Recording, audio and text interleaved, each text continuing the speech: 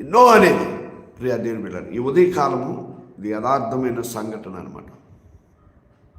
ఆ రోజు నేను వెళ్ళాను, ఇంజక్షన్ చేసి నేను బయలుదేరి వస్తూ ఉండగా జనాలు గుంపు కూడిపోయారు. ఏంటని వెళ్ళాను నేను. వెళ్ళడం కదా, ఆ తల్లి ఏం చేస్తుందంటే, ఆ పిల్లవాడు వచ్చేవాడు ఈ శాపనార్థాలు పెట్టి శాపిస్తూ ఉన్న తర్వాత ఏ దేవతకైతే బలిస్తానని చెప్తుందో ఆ దేవత ఈ అమ్మాయి మీదకి వచ్చేసింది.